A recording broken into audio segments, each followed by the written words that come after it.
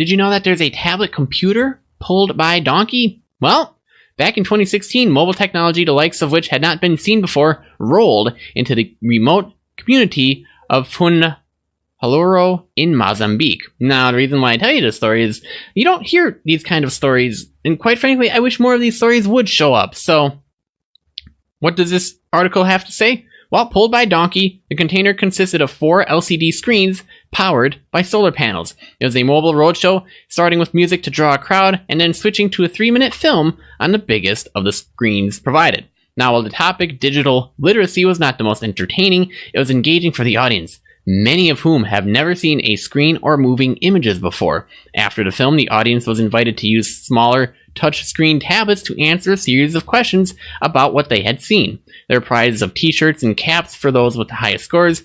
Now, for those who couldn't read, the questions were posed in a diagram form. Now, when we arrive in a community, we try and make it a party, said Diane Ahmed, founder of the community tablet. We want to attract people, and we do it with music. Sub-Saharan Africa is projected to have 634 million mobile users by 2025, up from 250 million at the end of 2017, according to GSM Association, the trade body for mobile carriers. Adoption of mobile technology has transformed lives from providing people with a way to bank for the first time to helping farmers improve their crop yield.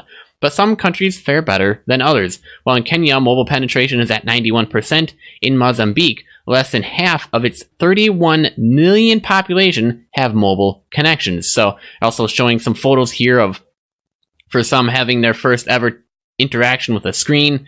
And they're starting with music, so they got a couple photos here showing that. Now, the community tablet, which is the company behind this, aims to fill this gap, and the entertainment is just a precursor to the real point of the show, to educate and empower remote and rural communities on a wide range of topics from public health to mobile banking, and to why it's important to take part in elections. Mr. Ahmed, who was born in Mozambique, got the idea as he watched his 2 young sons and saw how addicted to their tablets they were and how quickly they learned how to build things by watching YouTube videos. I said to myself that this can be used in rural communities where people aren't able to do basic things because they've never had a tutorial, he said. So, with that idea in mind, he went and created Community Tablet. There have been plenty of other initiatives to increase the use of technology in countries such as Mozambique, often with patchy results. The One Laptop Per Child initiative, for instance, aimed to transform education but failed to deliver on its promises. So, the reality of Africa means that experiments like one laptop per child or other ways of distributing smartphones, unfortunately for various reasons, do not work out. It's impossible to give a tablet to everybody. It's too expensive, and you really don't know if they're going to use it or they're going to sell it.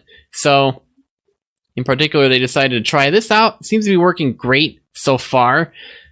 Projects like the Community Tablet are a great example of appropriate, almost frugal innovation, focusing on what works rather than what looks good. We have the ability to solve many developmental problems with tools available today, but too often we're too busy chasing the next shiny innovation along with the cash that goes along with it.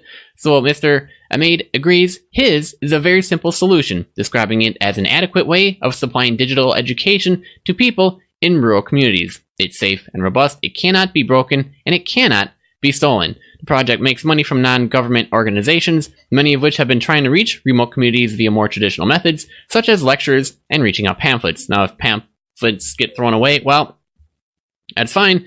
Most people don't listen after 2 or 3 minutes, but to actually see people showing up, well, it's been a lot of tangible results.